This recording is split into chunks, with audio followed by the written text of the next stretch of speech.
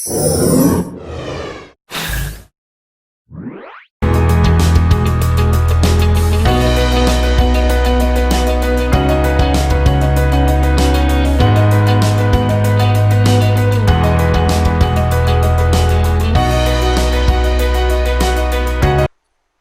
विद्यार्थी मित्रांनो, मी प्राध्यापक नंदकिशोर सोनटके. डेमो लेक्चर या सेशनमधला हा चौथा लेक्चर आज मी तुमच्या पुढे देणार आहे. त्या लेक्चरमध्ये आपण महाराष्ट्रातील नदी प्रणाली या प्रकरणातील कृष्णा नदीबद्दलची माहिती आज आपण या प्रकरणात पाहणार आहोत. तर बघा, कृष्णा नदी भारतातील आणि महाराष्ट्रातील कृष्णा नदीचा आपण या ठिकाणी जर विचार केला तर कृष्णा ही भारतातील एक आंतरराज्यीय नदी आहे. आता बघा, गोदावरी असेल, कृष्णा असेल किंवा भारतातील गंगा असेल, ब्रह्मपुत्र असेल, तर त्या नद्यामध्ये काही नद्या ह्या भारतात आंतरराष्ट्रीय नद्या आहेत, तर काही नद्या ह्या आंतरराज्यीय नद्या आहेत आणि काही नद्या ह्या राज्यांतर्गत वाहतात. आता उदाहरण बघायला गेलं तर आपण या ठिकाणी सांगितलं सिंधू नदी. सिंधू ही भारतातील एक प्रमुख नदी आहे, ती आंतरराष्ट्रीय नदी म्हणून ओळखली जाते. त्यानंतर गंगा नदी ही आंतरराष्ट्रीय नदी म्हणून ओळखली जाते. त्यानंतर ब्रह्मपुत्रा नदी ही देखील आंतरराष्ट्रीय नदी म्हणून ओळखली जाते. त्याचप्रमाणे उदाहरणार्थ गोदावरी, त्यानंतर कृष्णा, भीमा, कावेरी या आंतरराज्यीय नद्या आहेत. बघा, कृष्णा नदी ही आंतरराज्यीय नदी प्रणालीत मोडते. जसं उदाहरणार्थ या ठिकाणी आपण नकाशाच्या माध्यमातून समजून घेऊ. हा भारताचा नकाशा आहे.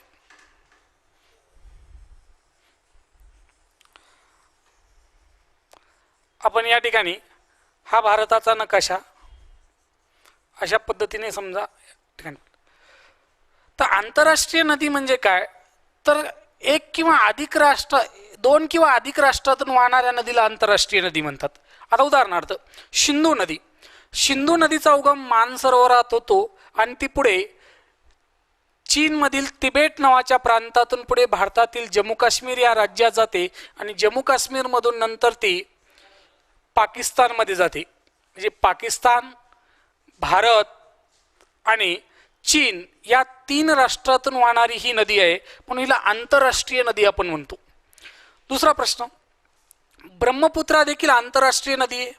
जसं ती सरोवरातून उगम पावून पुढे लासा या शहराच्या काठावरून वाहत जाऊन, लासा ही तिबेटची राजधानी होती, लासा या शहराच्या काठावरून वाहत जाऊन पुढे ती भारतातील अरुणाचल प्रदेश या राज्यात प्रवेश करते आणि पुढे भारतातून ती बांगलादेश या देशात जाते.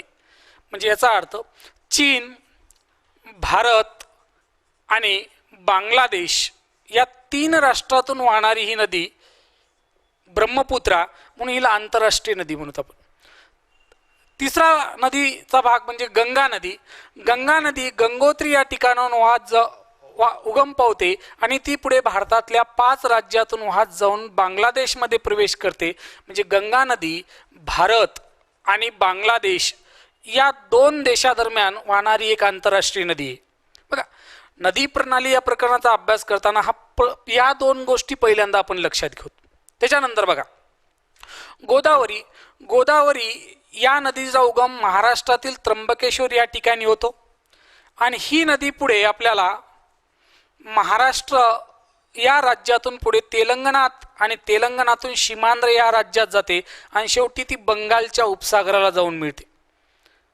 या ठिकाणी आपल्याला एक गोष्ट दिसली, ती भारतातून वाहते, म्हणजे ती भारत या एका देशातून वाहते, पण महाराष्ट्र, तेलंगणा आणि सीमांध्र ह्या 3 राज्यातून वाहते, म्हणून ती आंतरराज्यीय नदी आहे. त्याचप्रमाणे भीमा नदी ही महाराष्ट्र आणि कर्नाटक या 2 राज्यातून वाहते, म्हणून ती आंतरराज्यीय नदी आहे. आणि कावेरी सुद्धा या ठिकाणी आपल्याला बघायला कर्नाटकातून पुढे ती तामिळनाडू या राज्यामध्ये बंगालच्या उपसागराला, म्हणजे ती देखील आंतरराज्यीय नदी आहे. म्हणजे आज आपल्याला आपल्या या प्रकरणात कृष्णा नदीबद्दलचा अभ्यास करत असताना ही एक आंतरराज्यीय नदी आहे, याच्याबद्दलची आज कृष्णा नदीची माहिती आज आपण या प्रकरणात बघू. नदी प्रणालीचा अभ्यास करत असताना काही मुद्द्याला डोळ्यासमोर पकडून आपल्याला अभ्यास करावा लागते. ते मुद्दे डोळ्यासमोर ठेवायचे आणि मग नदी प्रणालीतला प्रत्येक भाग त्या मुद्द्या अंतर्गत येतो का, या प्रश्नावर आपण सगळ्यात जास्त लक्ष ठेवायचं. तर बघा, कृष्णा नदी, आता सुरुवातीला कृष्णा नदीची प्राथमिक माहिती बघूत आणि नंतर आपण त्या मुद्द्याला पकडून नदी प्रणालीचा एक नकाशा काढूत आणि नकाशाच्या माध्यमातून आपण ती नदी समजून घेऊ. बघा, पहिली गोष्ट, कृष्णा नदी ही एक आंतरराज्यीय नदी आहे आणि ती भारतातल्या 3 राज्यातून वाहते. जसं उदाहरणार्थ महाराष्ट्र, कर्नाटक आणि आंध्र प्रदेश या 3 राज्यातून. म्हणजे कृष्णा नदीचा सुरुवातीचा टप्पा महाराष्ट्र या राज्यातून वाहतो, दुसरा टप्पा कर्नाटक या राज्यातून वाहतो आणि तिसरा टप्पा आंध्र प्रदेश या राज्यातून वाहतो. आणि ही कृष्णा नदी मछलीपट्टणम या ठिकाणाच्या दक्षिण दिशेकडून जाऊन बंगालच्या उपसागराला मिळते. कृष्णा नदी भारतातल्या किती राज्यातून वाहते? 3. आता पुढला प्रश्न, महाराष्ट्रामध्ये कृष्णा नदीच्या उत्तरेला शंभू महादेव पर्वतरांग आहेत. आपण सांगितलं पर्वतरांगा सांगत असताना आपण बघतो की नर्मदा आणि तापी या 2 नद्यांच्या दरम्यान सातपुडा ही पर्वतरांग आपल्याला बघायला भेटते. सातपुडा, त्यानंतर तापीच्या दक्षिणेकडे आपल्याला सातमाळा अजिंठा ही पर्वतरांग बघायला भेटते. सातमाळा अजिंठा, त्यानंतर सातमाळा अजिंठाच्या दक्षिण दिशेकडून गोदावरी नदी ही नदी पाहायला मिळते आणि गोदावरी नदीच्या दक्षिणेकडून हरिश्चंद्र बालाघाट हा डोंगर पाहायला मिळतो आणि हरिश्चंद्र बालाघाट डोंगराच्या दक्षिण वरून भीमा नदी पूर्वेकडे वाहत असताना आपल्याला दिसते आणि भीमा नदीच्या दक्षिणेकडून शंभू महादेव डोंगर रांग आहे आणि याच शंभू महादेव डोंगर रांगाच्या दक्षिणेकडून पूर्वेकडे वाहत जाणारी एक नदी ती कृष्णा. म्हणजे प्रश्न असा या ठिकाणी, कृष्णा नदीच्या उत्तरेला कोणता पर्वत आहे? तर कृष्णा नदीच्या उत्तरेला शंभू महादेव डोंगर रांग आहे आणि कृष्णा नदीच्या सुरुवातीच्या टप्प्यात आपल्याला सह्याद्री पर्वत दिसतो आणि नंतर एक महत्त्वाचा मुद्दा पुढे बघा, हीच कृष्णा नदी पुढे महाराष्ट्रातून कर्नाटकात जाते. ज्याचा अर्थ कृष्णा नदी भारतातल्या किती राज्यातून? 3. आता पुढला प्रश्न, कृष्णा नदीची भारतातील एकूण लांबी किती? आता बघा, कृष्णा नदीची भारतातील एकूण लांबी किती? 1290 किलोमीटर ही कृष्णा नदीची भारतातील एकूण लांबी आहे. आता कधी कधी पर्याय परीक्षेमध्ये 1290 आला नसेल तर काही पुस्तकामध्ये 1300 किलोमीटर हा एक ढोबळमानाने आकडा दिलेला आहे. 1300 किलोमीटर कृष्णा नदीची लांबी. आता त्यापैकी पुढे बघा, आज आपण महाराष्ट्रातील कृष्णा नदी या पात्राचा अभ्यास करणार आहोत. महाराष्ट्रातील कृष्णा नदी या पात्राचा जास्तीत जास्त. मग महाराष्ट्रात कृष्णा नदीचं अंतर किती? आता हे झालं भारतातील कृष्णा नदीचं अंतर. आता पुढे बघा, महाराष्ट्रातील कृष्णा नदीचं अंतर हे 282 किलोमीटर आहे. ही प्राथमिक माहिती कृष्णा नदीची. कृष्णा नदी एक आंतरराज्यीय नदी आहे. कृष्णा नदी भारतातल्या 3 राज्यातून वाहते, त्यात महाराष्ट्रातून कृष्णा नदी वाहते. कृष्णा नदीचं भारतातील एकूण अंतर 1290 किलोमीटर आहे, महाराष्ट्रातलं 282 किलोमीटर अंतर आहे. आता याच नदी प्रणालीला आपण महाराष्ट्रात घेऊ आणि थोडंसं भारताच्या नकाशाला बाजूला करू.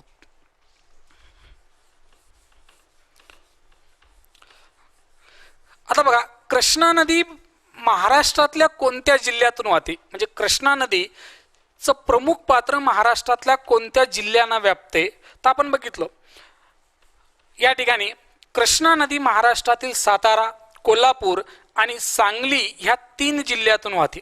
सांगली जिल्ह्याचे काही तालुके सोडले 1 ते 2 तर बाकी संपूर्ण सांगली जिल्ह्यातून कृष्णा नदी वाहते, सातारा आणि कोल्हापूर या. आता आपण या ठिकाणी महाराष्ट्राचा नकाशा काढला अशा पद्धतीत. नकाशाच्या माध्यमातून भूगोल तुम्हाला सर्वात जास्त समजेल. आपण या ठिकाणी महाराष्ट्राचा नकाशा काढला तर बघा, महाराष्ट्रामध्ये हा सातारा जिल्हा आहे. साताऱ्याच्या उत्तरेला पुणे, सातारा जिल्हा आहे. त्यानंतर हा कोल्हापूर जिल्हा आहे, कोल्हापूरचा हा भाग. त्यानंतर हा सांगली. तर या ठिकाणी बघा की कृष्णा नदी महाराष्ट्रामधील सातारा, सांगली आणि कोल्हापूर या 3 जिल्ह्यातून आपल्याला वाहताना दिसते. आणि महाराष्ट्रातील या कृष्णा नदीचा अंतर परत एकदा सांगतो 282 किलोमीटर आहे. कृष्णा नदीचं महाराष्ट्रातलं अंतर किती? 282 किलोमीटर. मग या कृष्णा नदीची आपण नकाशाच्या माध्यमातून मुद्देसूद माहिती बघूत. बघा, नदी प्रणालीचा अभ्यास करताना मी पहिल्यांदा सांगितलं होतं की मुद्देसूद अभ्यास केला तर जास्तीत जास्त आपल्याला ते लक्षात राहते. आता उदाहरणार्थ कसा मुद्देसूद अभ्यास? तर पहिल्या प्रश्नामध्ये आपण जी नदी शिकालो त्या नदीबद्दलची माहिती. आता पहिला प्रश्न, नदीचं नाव काय? तर आज आपण या ठिकाणी टाकलं नदीचं नाव कृष्णा. मग त्याची प्राथमिक माहिती बघितली, त्याप्रमाणेच आपल्याला नदीची प्राथमिक माहिती सांगावी लागेल. दुसरी गोष्ट, या प्रकरणामध्ये नदीचा उगम हा सगळ्यात महत्त्वाचा प्रश्न आहे. अनेक वेळा अनेक नद्यांचे उगम तुम्हाला परीक्षेत विचारलेले आहेत. सिंधू नदीचा उगम विचारलेला आहे, ब्रह्मपुत्रा नदीचा, गंगा नदीचा, गोदावरी नदीचा, भीमा नदीचा, कृष्णा नदीचा. त्याचप्रमाणे आजचा पहिला प्रश्न, कृष्णा नदीचा उगम कुठं होतो? तर महाराष्ट्रातील सातारा जिल्ह्यातील महाबळेश्वर या ठिकाणी कृष्णा नदीचा उगम होतो. मग आपल्या पहिल्या प्रश्नाची सुरुवात तिथं होती. मग प्रश्न असं, आपण या ठिकाणी सातारा जिल्हा घेतला आणि ह्या समजा हा साताऱ्याचा महाबळेश्वरचा भाग आहे, महाबळेश्वरचं पठार. तर या महाबळेश्वरच्या पठारापाशी या ठिकाणी कृष्णा नदीचा उगम होतो असं नकाशात आपण या ठिकाणी निश्चित केलं. तर पहिला महत्त्वाचा मुद्दा आहे, कृष्णा नदीचा उगम महाबळेश्वर या ठिकाणी होतो. तर महाबळेश्वर या ठिकाणी 5 नद्यांचा उगम होतो. महाबळेश्वर बघा, एकाच ठिकाणी 5 नद्यांचा उगम होतो आणि त्यातील 2 नद्या ह्या अरबी समुद्राला जाऊन मिळतात आणि बाकीच्या 3 नद्या ह्या बंगालच्या उपसागराला. आता या नकाशात बघितलं तर महाबळेश्वर या ठिकाणी 5 नद्यांचा उगम होतो. 2 नद्या ह्या अरबी समुद्राला जाऊन मिळतात आणि 3 नद्या ह्या पुढे कृष्णा नदीच्या 2 उपनद्या आणि मुख्य कृष्णा नदी वाहत येऊन पुढे बंगालच्या उपसागराला मिळते. आपल्याला या ठिकाणी आणखी एक महत्त्वपूर्ण गोष्ट दिसली, एकाच केंद्र स्थानी उगम पावलेल्या नद्या आहेत पण वेगवेगळ्या समुद्राला जाऊन मिळालेत. आता उदाहरणार्थ या ठिकाणी ह्या 5 नद्या कोणत्या या ठिकाणी बघूत आपण. बघा, या ठिकाणी एक नदी उगम पावते, तिचं नाव गायत्री. ही गायत्री नदी पुढे पश्चिमेकडे वाहत जाऊन अरबी समुद्राला मिळते. दुसरी गोष्ट, त्याच्या दक्षिणेकडून आणखी एक महत्त्वपूर्ण उपनदी उगम पावते, तिचं नाव सावित्री. आता ही सावित्री नदी सुद्धा महाबळेश्वर या ठिकाणी उगम पावते आणि अरबी समुद्राला बाणकोटच्या खाडीजवळ जाऊन मिळते. बाणकोटची खाडी आपण या ठिकाणी मांडूत, बाणकोटची खाडी. या बाणकोटच्या खाडीला ही सावित्री नावाची नदी, या 2 नद्या अरबी समुद्राला मिळाल्यात आणि बाकीच्या 3 नद्या मग ह्याच्याहून एकाच केंद्रस्थानी उगम पाहून वेगवेगळ्या समुद्राला जाऊन मिळणाऱ्या नदी प्रणालीचा एक प्रकार असतो, तो म्हणजे केंद्र त्यागी नदी प्रणाली. असे नदी प्रणालीचे प्रकार आहेत बघा, समांतर नदी प्रणाली, वृक्षाकार नदी प्रणाली, केंद्र त्यागी नदी प्रणाली, अनिश्चित नदी प्रणाली आणि केंद्र संयोगी नदी प्रणाली. समांतर नदी प्रणाली म्हणजे समान दिशेला वाहणारी. वृक्षाकार नदी प्रणाली म्हणजे एखादी नदी वाहत असताना मुख्य नदी आणि तिच्या उपनद्या यांनी एक जाळं तयार करून वृक्षाचा आकार तयार केला जातो, त्याला वृक्षाकार नदी प्रणाली म्हणतात. महाराष्ट्रातल्या संपूर्ण कोकणातल्या काही नद्या सोडल्या तर जवळपास बाकीच्या नद्या या वृक्षाकार नदी प्रणालीचा भाग मोडतात. त्याप्रमाणे काही पर्वतामुळे काही नद्या समांतर वाहतात म्हणून त्याला समांतर नदी प्रणाली म्हणतात. एकाच केंद्रकावर उगम पाहून वेगवेगळ्या समुद्राला जाऊन मिळणाऱ्या नद्यांना केंद्रत्यागी नदी प्रणाली म्हणतात. पुढे वेगवेगळ्या भागात उगम पाहून शेवटी एकत्र येऊन एक संगम होऊन एका समुद्राला जाऊन मिळणाऱ्या केंद्र संयोगी नदी प्रणाली. आणि ज्या नद्या त्या ठिकाणी नसतात पण आपण त्या मानतो, उदाहरणार्थ गुप्त, तर त्यांना अनिश्चित नदी प्रणालीचा प्रकार म्हणतो. जसं उदाहरणार्थ आपण भारतामध्ये बघितलं, गंगा यमुना आणि सरस्वती. बघा, गंगा आणि यमुना या दोन नद्यांचा संगम आपल्याला प्रयागराज किंवा पर्यायामध्ये अलाहाबाद असेल या ठिकाणी बघायला मिळतो. पण तिसरी नदी त्या ठिकाणी मानलेली आहे, पण ती अनिश्चित नदी आहे. सरस्वती नदी या ठिकाणी तुम्हाला दिसणार नाही, पण गंगा, यमुना आणि सरस्वतीचा संगम प्रयागराज किंवा कधी पर्यायामध्ये अलाहाबाद असेल. आपण सांगतो चालू घडामोडीचा विषयाचा अभ्यास करताना अलाहाबादचं अलीकडल्या कालखंडात नाव प्रयागराज ठेवण्यात आलं होतं. प्राचीन काळी अलाहाबादचं नाव प्रयागराज होतं, प्रयागराजचं परत अलाहाबाद झालं आणि अलाहाबादचं आज परत प्रयागराज झालं. म्हणजे भूगोलाचा अभ्यास करताना तुम्हाला इथे आणखी एक स्वरूपाचा प्रश्न विचारतात, एखाद्या शहराचे प्राचीन नाव आणि आताचे नाव. जसं प्रभावती नगरी परभणी, नंदीग्राम नांदेड, लतलूर लातूर, वत्सगुल्म वाशिम, अशा अनेक आहेत. आपण भूगोल शिकत असताना त्या जुन्या शहराची आणि जुनी नावं आणि अलीकडल्या काळात जी नावं पडली ते सुद्धा माहिती सांगूत. तसंच प्रयागराज या ठिकाणी सरस्वती ही गुप्त नदी आहे, म्हणजे गुप्त नदी अनिश्चित नदी प्रणालीमध्ये येते. आता पुढला प्रश्न या ठिकाणी बघा, आपण जो आज प्रकार बघालो महाबळेश्वर या ठिकाणी, तो केंद्रत्यागी नदी प्रणालीचा प्रकार आहे. त्यातल्या दोन नद्या अरबी समुद्राला जाऊन, म्हणून या कोकणातल्या प्रमुख महत्वाच्या दोन नद्या आहेत. आता पुढे या नकाशाला थोडंसं आपण आता बघा, कृष्णा नदीचा उगम महाबळेश्वर या ठिकाणी होतो आणि महाबळेश्वर हे ठिकाण सातारा जिल्ह्यात एक थंड हवेचं ठिकाण म्हणून ओळखलं जाते. तर महाबळेश्वरला थंड हवेच्या ठिकाणाचा दर्जा आपल्याला मुंबईच्या गव्हर्नरने दिलेला बघायला भेटतो. तो इतिहासामध्ये आपण सांगतो की मुंबईचे जे गव्हर्नर होते सर एल्फिस्टन, हा मुंबईचा पहिला गव्हर्नर, त्या कालखंडापासून पुढे येणाऱ्या एका गव्हर्नरने महाबळेश्वर या ठिकाणाला थंड हवेचा दर्जा दिला होता. ते महाबळेश्वर या ठिकाणी महाराष्ट्रात एक नदी उगम पावते. ती सुरुवातीला उगम पावल्यानंतर थोडी दक्षिणेकडे वाहते. दक्षिणेकडे काही अंशी वाहिल्यानंतर ती नदी पुढे पूर्वेकडे वाहत जाऊन पुढल्या टप्प्यात ती आग्नेय दिशेकडे अशा पद्धतीने वाहते. बघा, आपण नकाशाच्या माध्यमातून दाखवतो. ही कृष्णा नदी. आपण आता समजा या कृष्णा नदीच्या पहिल्या टप्प्यातला हा सातारा जिल्हा आहे, दुसऱ्या टप्प्यात सांगली आणि तिसऱ्या टप्प्यात कोल्हापूर. आता पुढला प्रश्न या ठिकाणी येतो, आपण या बाणकोटला थोडं बाजूला करू. नदीचा उगम महाबळेश्वर या ठिकाणी दाखवला, तर त्याच्या पुढला प्रश्न येतो नदीच्या प्रवाहाची दिशा.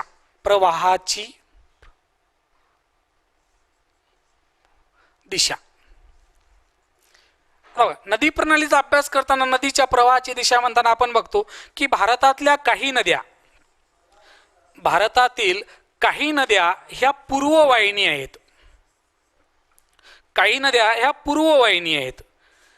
तर काही नद्या ह्या पश्चिम वाहिनी आहेत. बघा, काही नद्या ह्या दक्षिण वाहिनी आहेत आणि काही नद्या उत्तर वाहिनी आहेत. मग त्यावेळेस आपल्याला एखादा प्रश्न विचारता, उदाहरणार्थ गोदावरी असेल, त्यानंतर भीमा असेल, त्यानंतर पैनगंगा असेल आणि उल्हास असेल, तर या ठिकाणी प्रश्न विचारतात यातील भारतातील पश्चिम वाहिनी नदी कोणती किंवा महाराष्ट्रातली पश्चिम वाहिनी नदी कोणती. त्यावेळेस तुमचं उत्तर उल्हास यायला पाहिजे, कारण पैनगंगा, भीमा आणि गोदावरी या तीन पूर्व वाहिन्या नद्या आहेत. तसं आज आपण जी कृष्णा नदी बघालो त्या कृष्णा नदीच्या प्रवाहाची दिशा कोणती? पूर्ववाहिनी. मग पूर्ववाहिनी नद्या म्हणत असताना त्या पश्चिमेकडे उगम पावून पूर्वेकडे जात असताना या ठिकाणी एक गोष्ट लक्षात घ्या. पूर्ववाहिनी नदीचा अभ्यास करत असताना नदी ज्यावेळेस प्रवाहित होते त्यावेळेस आपण नदीच्या पात्रात उभं टाकलो आणि वाहन प्रवाहाच्या दिशेकडे बघत राहिलो, तर उजवीकडली जी बाजू असते ती बाजू उजवी बाजू असते आणि डावीकडली जी बाजू आहे ती डावी आहे. म्हणजे याचा अर्थ उजव्या किनाऱ्यावर उजवी बाजू मांडलो. मग प्रश्न, नदीच्या प्रवाहाची दिशा पूर्ववाहिनी आहे म्हणजे नक्कीच दक्षिण दिशा ही उजवी बाजू आहे आणि उत्तर दिशा ही डावी बाजू आहे. आपण सांगतो की भूगोलाचा अभ्यास करताना प्रत्येकाने लक्षात ठेवायचं की नेहमी आपण बोर्डावरची वरची दिशा ही उत्तर असते. नदी जर पूर्ववाहिनी असेल तर उत्तराची डावी बाजू आणि दक्षिणेची उजवी बाजू, ही गोष्ट या ठिकाणी लक्षात घ्या. आता बघूत आपण कृष्णा नदीच्या उजवीकडल्या काही प्रमुख उपनद्या आणि त्यानंतर बघू कृष्णा नदीच्या डावीकडल्या काही प्रमुख उपनद्या. तर सुरुवात करू तर उजव्या बाजूने कृष्णा नदीची उजवीकडली पहिली उपनदी या ठिकाणी आपल्याला बघायची वेना. कृष्णा नदीची उजवीकडली पहिली उपनदी कोणती? वेना नावाची. आपण सांगितलं की महाबळेश्वर या ठिकाणी 5 नद्यांचा उगम होतो, त्यातली एक महत्वाची उपनदी म्हणजे वेना, जी आपण अशा पद्धतीने या ठिकाणी दाखवतो. आता पुढला प्रश्न येतो, वेना नदी आणि कृष्णा नदीचा संगम पुढे माहुली या ठिकाणी होतो. सातारा जिल्ह्यात वाईजवळ माहुली नावाचं ठिकाण आहे. तर कृष्णा आणि वेना नदीच्या संगमावर माहुली. आता पुढला या ठिकाणी मुद्दा तयार होतो, प्रवाहाच्या दिशेनंतर संगम. अभ्यास करत असताना संगम या मुद्द्यावर स्पर्धा परीक्षेमध्ये अनेक वेळा परीक्षेत प्रश्न विचारला. म्हणजे उदाहरणार्थ बघा, गोदावरी आणि प्राणहिताचा संगम असो, त्यानंतर भीमा आणि कृष्णा नदीचा संगम असो, त्यानंतर पैनगंगा आणि वर्धा नदीचा संगम असो, किंवा आपण या ठिकाणी सांगितलं वैनगंगा आणि वर्धा नदीचा संगम असो. बघा, ही पैनगंगा ही वैनगंगा. मग त्या ठिकाणी आयोग तुम्हाला परीक्षेला असे संगम जोड्या लावामध्ये देतात किंवा सरळ प्रश्न विचारतात. उदाहरणार्थ गोदावरी आणि प्राणहिता नदीच्या संगमावर कोणते शहर वसलेले. आता मी या ठिकाणी जोड्या लावामध्ये तुम्हाला या स्वरूपाचा प्रश्न दिला. एक ठिकाणी या ठिकाणी लिहिलं चपराळा, त्यानंतर लिहिलं बल्लारपूर,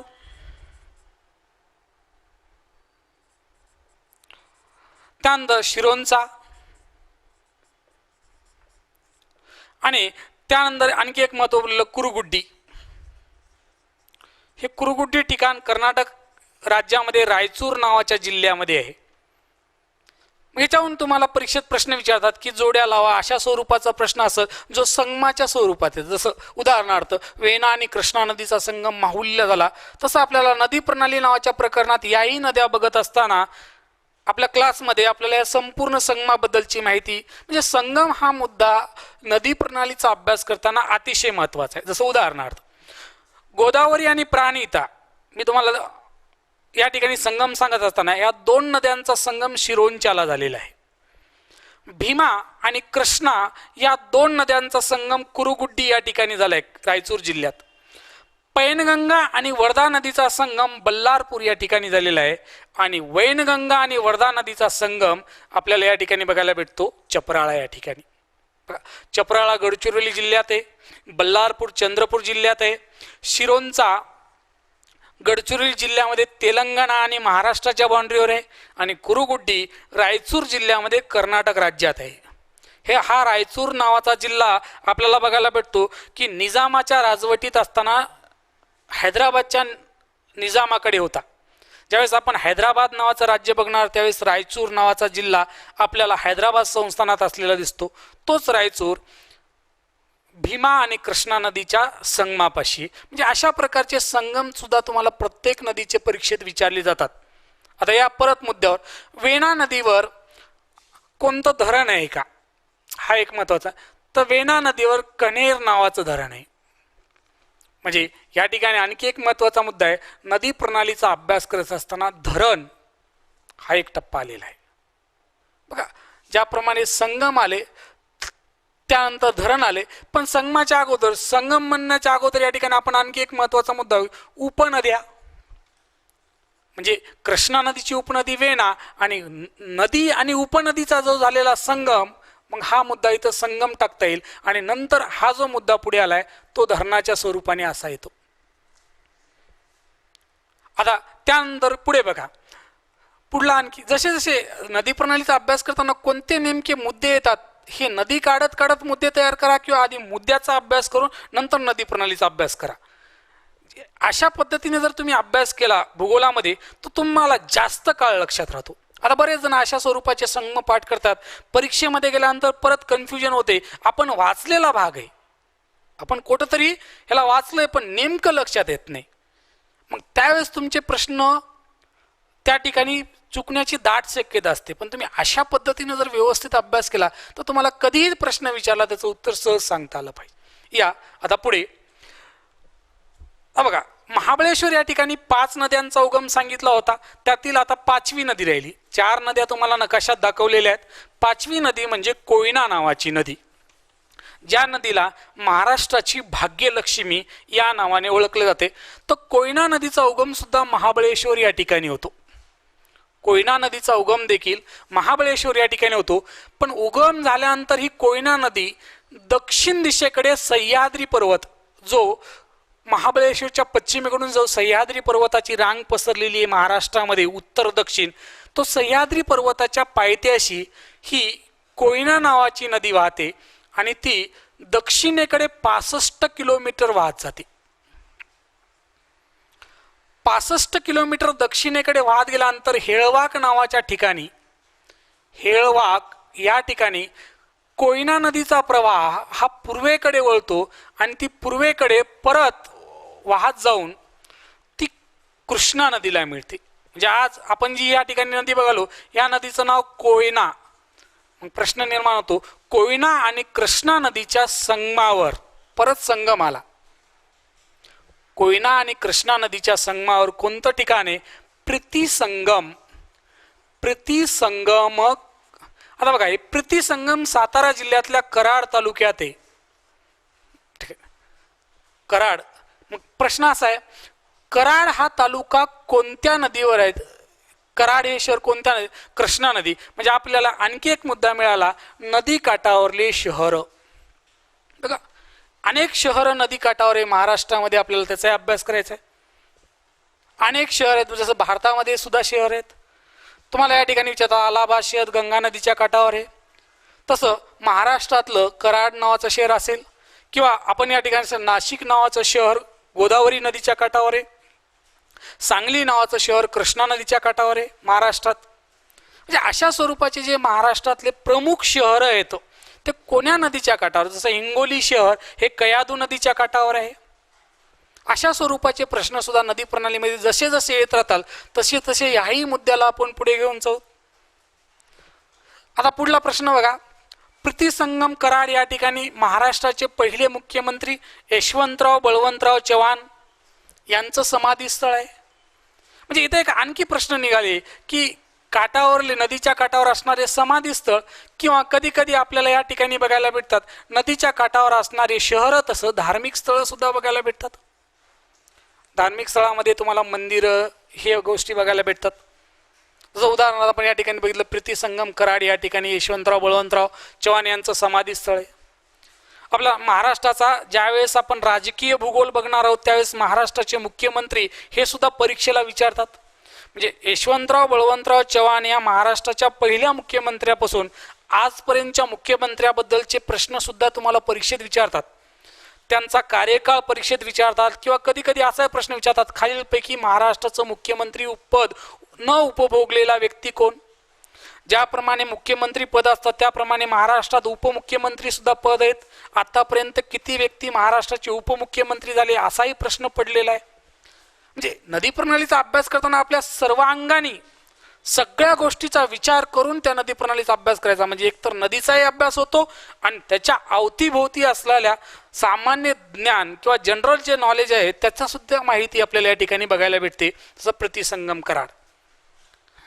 आता कशा स्वरूपाची माहिती? आता उदाहरणार्थ मी तुम्हाला या ठिकाणी बघितलं, याचा अभ्यास करताना सहज विषय निघाला तर आपण त्याचाही त्या ठिकाणी असेल तर वाचून घ्यायचं किंवा तो प्रकरण वाचत असताना ही माहिती तुम्हाला कळून जाते. आता उदाहरणार्थ बघा मी तुम्हाला या ठिकाणी सांगतो अभ्यास कशा पद्धतीने करायचा. आता मी सहज नाव काढलं यशवंतराव बळवंतराव चव्हाण. तुम्हाला माहित असलं पाहिजे हा ही व्यक्ती कोण आहे. स्पर्धा परीक्षेमध्ये याच्यावर सुद्धा परीक्षेत प्रश्न विचारतात. मग इथं हेडिंग टाकली यशवंतराव बळवंतराव चव्हाण.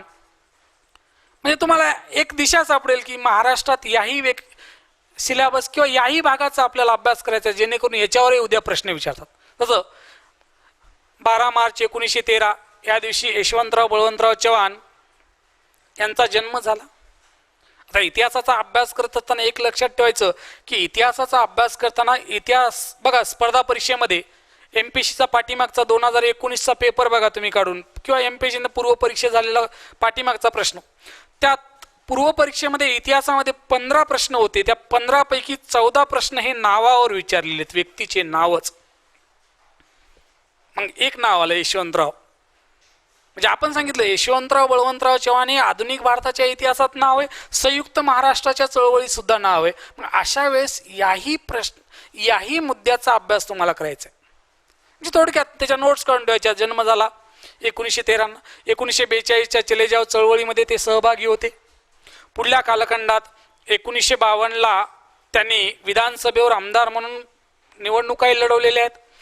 1 नोव्हेंबर 1956ला ते द्विभाषिक मुंबई राज्याचे पहिले मुख्यमंत्री झाले. त्यानंतर 1 मे 1960ला ते महाराष्ट्राचे मुख्यमंत्री झाले. पुढे राज्यात कारभार बघून असताना केंद्रामध्ये 1962ला ते संरक्षण मंत्री झाले, केंद्रीय संरक्षण मंत्री. पुढे 1966च्या कालखंडात ते भारताचे गृहमंत्री झाले. पुढे 1977च्या कालखंडात मान्यता प्राप्त पहिले विरोधी पक्ष नेते होते.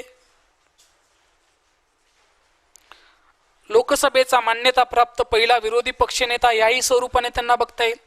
किंवा त्याच्याही पुढे जाऊन बघायचं असेल तर आपल्याला 1979ला ते भारताचे उपपंतप्रधान होते. पहिले म्हणता येणार नाही, उपपंतप्रधान होते. महाराष्ट्राचा एक व्यक्ती उपपंतप्रधान. त्यानंतर पुढे 1982ला ते 8व्या वित्त आयोगाचे अध्यक्ष होते, 8वा वित्त आयोग. 1984ला यशवंतराव बळवंतराव चव्हाण यांचं निधन आपल्याला बघायला भेटते. म्हणजे अशा स्वरूपाचे काही मोजके टप्पे जरी या ठिकाणी बघितले तुम्ही तर बघा, नदी प्रणालीचा निव्वळ अभ्यास करायचा नाही, त्याच्या आजूबाजूला येणाऱ्या काही प्रश्नावरही जरी तुम्ही अभ्यास केला, सर्वांगाने अभ्यास करायचा. म्हणजे एकच प्रकरण घेतल्यानंतर तेवढाच भाग जर अभ्यास केला तुमच्या लक्षात राहणार नाही. उद्या यशवंतराव बळवंतराव चव्हाण यांचा अभ्यास करताना तुम्हाला एवढं कळेल की त्यांच्या मृत्यूनंतर त्यांचं समाधी स्थळ प्रीतिसंगम, आपण या ठिकाणी दिसत नसेल, प्रीतिसंगम कराड या ठिकाणी बनवण्यात आलं. मग त्यावेळेस तुम्हाला प्रश्न पडते, प्रीतिसंगम कराड हे ठिकाण कोणत्या 2 नद्यांच्या संगमावर आहे? उत्तर मिळते कोयना आणि कृष्णा नदीच्या संगमावर प्रीतिसंगम कराड हे ठिकाण आहे.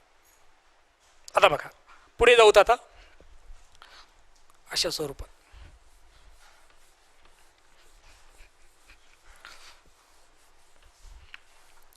आता या नदीकडे आपण सांगितले कोयना नदीचा उगम महाबळेश्वर या ठिकाणी होतो आणि नंतर ती प्रीतिसंगम कराड या ठिकाणी कृष्णा नदीला मिळते.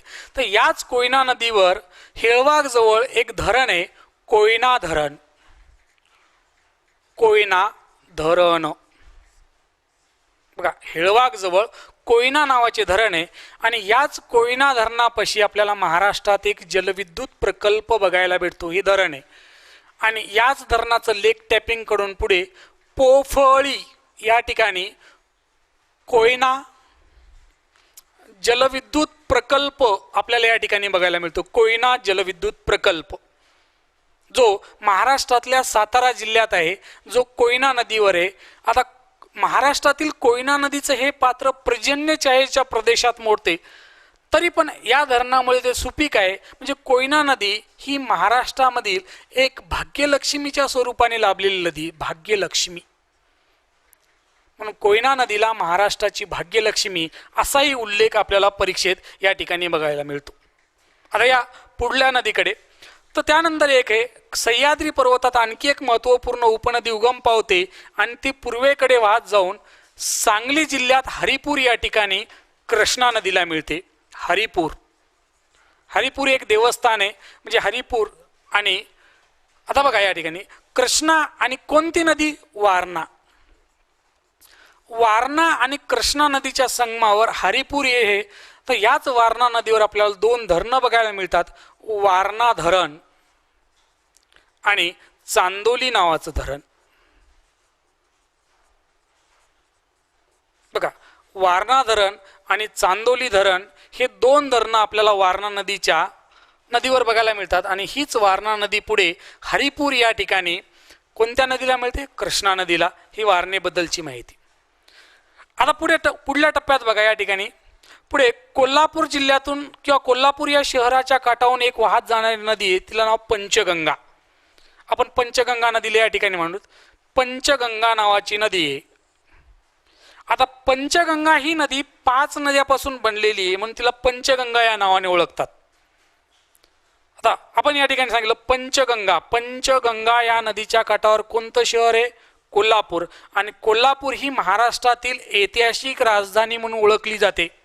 हाही परीक्षेत अनेक वेळा प्रश्न विचारलाय. मग हेच कोल्हापूर या ठिकाणी कोल्हापूरच्या पश्चिमेकडून ह्या 5 नद्या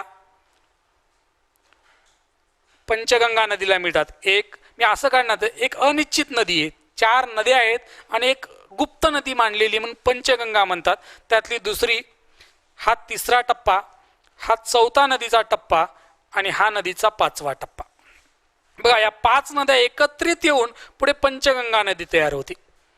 जसं आपण एखादी गुप्त नदी मांडली, आता या ठिकाणी पेक्षा इथं मांडू, वरच्या बाजूला हा भाग दिसते ना, तर हा भाग आपल्याला या टप्प्यात, तर ही गुप्त नदी आपण या ठिकाणी मांडली अशा स्वरूपाची इथं आहे.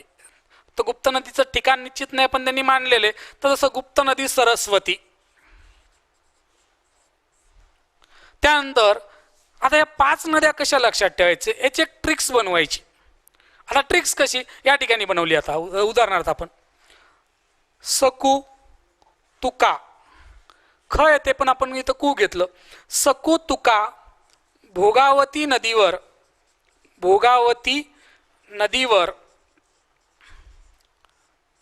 राधानगरी धरण पाहण्यासाठी गेले. राधानगरी धरण पाहण्यासाठी गेले. बघा ही ट्रिक्स बनवली आता तुम्ही अशा स्वरूपाची. आता याच्या माध्यमातून ह्या 5 नद्या आपल्याला लक्षात ठेवता येतात. आता बघा उदाहरणार्थ स म्हणजे सरस्वती, कु म्हणजे कुंभी. बघा सकू, तुका, तू म्हणजे तुळशी, तू म्हणजे तुळशी, का म्हणजे कासारी, आणि भोगावती या नदीला आपण जशाला जसं लिहितो होते तो भोगावती नदी. आता तेवढं जर पाठ केलं तर तुम्हाला बाकी धरण पाठ होते. बघा सकू तुका भोगावती नदीवर राधानगरी धरण पाहण्यासाठी गेले. तर धरण कोणत्या नदीवर आहे? भोगावती नदीवर. म्हणजे याचा अर्थ या ठिकाणी येते राधानगरी धरण. राधानगरी हे धरण भोगावती नदीवर आहे. हे या ठिकाणी आपल्याला या वाक्यातून सिद्ध झाले. आता राधानगरी धरण हे भोगावती नदीवर छत्रपती शाहू महाराजांनी, जे कोल्हापूरचे छत्रपती शाहू महाराज होते, राजर्षी शाहू महाराज यांनी हे धरण बांधलेलं आहे. आणि याच धरणाच्या जलाशयाचं नाव लक्ष्मी सागर अशा प्रकारचे. म्हणजे राधानगरी धरणाच्या जलाशयाचं नाव लक्ष्मी सागर. हाही एक महत्त्वाचा मुद्दा आपल्याला या ठिकाणी बघायला मिळतो.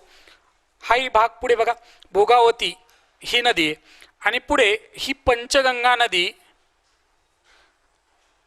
आपल्याला या ठिकाणी बघायला मिळते.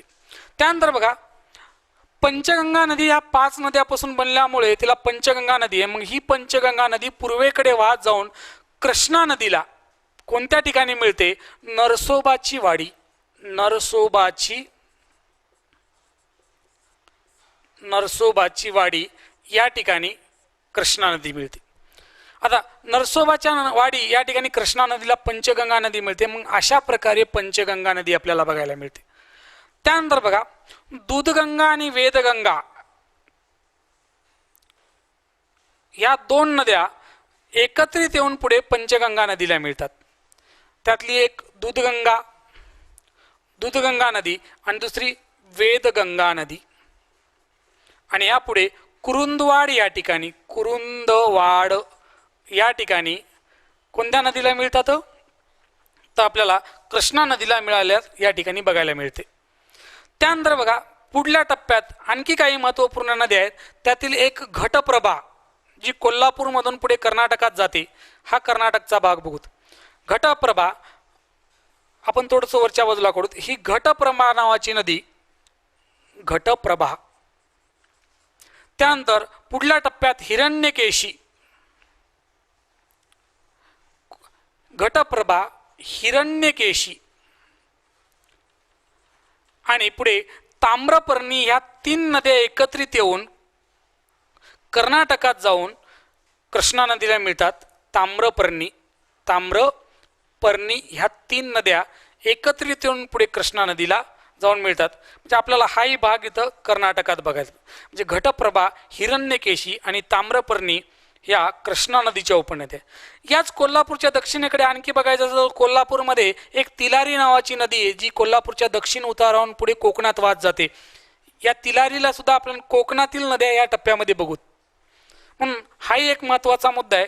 म्हणून कृष्णा नदीच्या ह्या उजवीकडल्या उपनद्या आहेत ज्याच्यामध्ये वेना, कोयना, वारणा, त्यानंतर पंचगंगामध्ये या 5 नद्या सरस्वती, कुंभी, तुळशी, कासारी, भोगावती हे बघायला मिळतात. त्यानंतर दूधगंगा, वेदगंगा, घटप्रभा, हिरण्यकेशी आणि ताम्रपर्णी हेही बघा. आता बघा कृष्णा नदीवर एक प्रमुख धरण या ठिकाणी आपल्याला बघायला मिळते, धोम नावाचं धरण. धोम धरण सातारा जिल्ह्यात कृष्णा नदीवर खटाव नावाचे धरण आहे, हे आपल्याला बघायला मिळते. आता नदी काठावरले शहरं बघत असताना आपल्याला सांगली, औदुंबर या ठिकाणी सांगली, औदुंबर,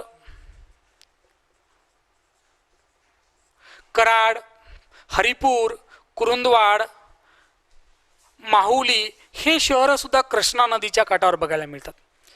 आता त्याच्याही पुढे जाऊन सांगायचं तर या ठिकाणी बघू, कृष्णा नदीची डावीकडली एकमेव उपनदी महाराष्ट्रातील जिला म्हणून ओळखलं जाते त्या नदीचं नाव येरळा. आपण या ठिकाणी घेऊ. येरळा नावाची नदी, ज्या नदीचा उगम सातारा जिल्ह्यातल्या खटाव नावाच्या तालुक्यात होतो आणि याच येरळा नदीवर सातारा जिल्ह्यामध्ये येरवंडी नावाचे धरण आहे. येरवंडी धरण बघा. आता या ठिकाणी येरवंडी नावाचं धरण आहे येरळा, खटाव तालुक्यात. म्हणजे हे कृष्णा नदीच्या महाराष्ट्रातल्या उपनद्या आहेत. आपण भीमा नदीचा अभ्यास करत असताना एक लक्षात ठेवायचं, हीच भीमा नदी पुढे अशा पद्धतीने एकूण वाहत येते. आता भीमा नदी प्रकरणात बघूत, भीमा नदी पण ती महाराष्ट्राच्या बाहेर जाऊन कुरुगुड्डी या ठिकाणी रायचूर नावाच्या जिल्ह्यामध्ये कर्नाटकात भीमा आणि कृष्णा नदीचा संगम होतो. कृष्णा नावाच्या नदीचा संगम होतो, ही आपल्याला इकडे बघायला मिळते. या भीमेच्या उपनद्या आहेत, आपण भीमा नदी प्रणालीमध्ये दाखवलेले आहे तुम्हाला. किंवा पुढे आपण ज्यावेळेस भीमा नदी हे प्रकरण घेऊ त्यावेळेस भीमा आणि तिच्या उपनद्या संबंधी बघू. पण भीमा ही कृष्णाची भारतातली उपनदी आहे, म्हणून हेही महत्वाच्या नदीबद्दल महाराष्ट्राचा भाग. आता त्याच्याही पुढे जाऊन बघायचं असेल तर या टप्प्यामध्ये पुढे इथंच बघितलं तर याच कृष्णा नदीला महाराष्ट्राच्या बाहेर जाऊन तुंगभद्रा. आता या वरच्या भागामध्ये आपण थोडासा त्याचाही नकाशा काढू जो भारताच्या भूगोलामध्ये आपल्याला तो बघायला भेटतो. जसं इथं बघा,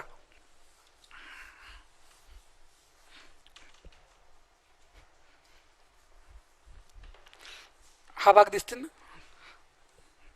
तर या टप्प्यामध्ये इथं बघायला भेटलं तर या कुरुकुटीला थोडंसं बाजूला करू तर या ठिकाणी तुंग आणि भद्रा ह्या 2 नद्या येऊन मिळतात. तुंग आणि भद्रा, आणि या 2 नद्यांपासून तुंगभद्रा ही नदी तयार होते. तुंगभद्रा हा भारताच्या भूगोलातला भाग आहे.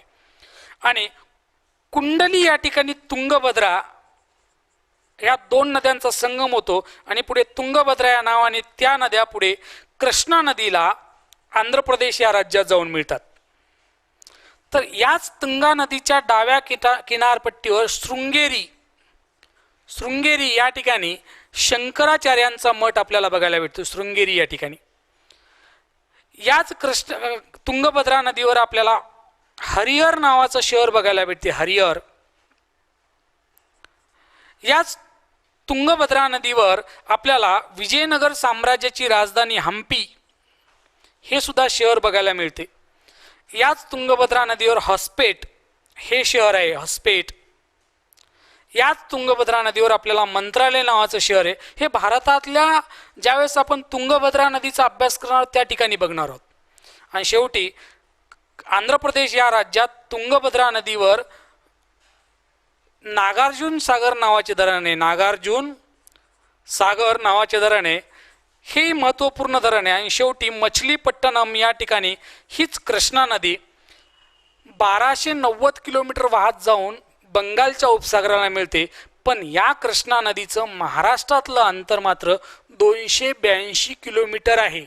हे अशा पद्धतीने आपल्याला एका नदी प्रणालीचा अभ्यास करत असताना माहिती बघायला मिळते, ज्याच्यामध्ये अनेक मुद्दे येतात. म्हणजे शहरं आले, धार्मिक ठिकाणं आले, त्याचं राजकीय क्षेत्र आलं, त्याचं आपण सांगितलं प्रशासकीय क्षेत्र आलं, शेवटी आपण मुख बघितलं, त्या मुखाबद्दलची माहिती आपल्याला या ठिकाणी बघायला भेटते. अशा स्वरूपात नदी प्रणालीचा अभ्यास करत असताना या सगळ्या मुद्द्याला डोळ्यासमोर ठेवून तुम्ही अभ्यास करा, जेणेकरून तुम्हाला नद्या आणि त्यांच्या उपनद्यावर सुद्धा अनेक वेळा परीक्षेत प्रश्न विचारलेला आहे. म्हणून कृष्णा नदीबद्दलची आपल्याला माहिती अशा पद्धतीने अभ्यास करता येईल. अशा स्वरूपाचा जर नकाशा काढून तुम्ही अभ्यास केला तर तुम्हाला ह्या उपनद्या आणि त्या नदीवरले धरणं जास्त काळ लक्षात राहतील. म्हणून ही होती आज कृष्णा नदीबद्दलची माहिती मी तुमच्या पुढे घेऊन आलो. बघा, हा व्हिडिओ तुम्हाला आवडला नक्कीच आमच्या यूट्यूब चॅनलवर जाऊन तुम्ही लाईक आणि कमेंट करायला विसरू नका.